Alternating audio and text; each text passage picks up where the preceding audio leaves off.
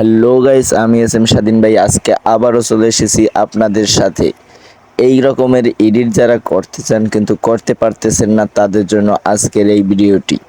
এই ভিডিওতে আমি দেখাবো এই এডিটটি আমি কিভাবে করেছি।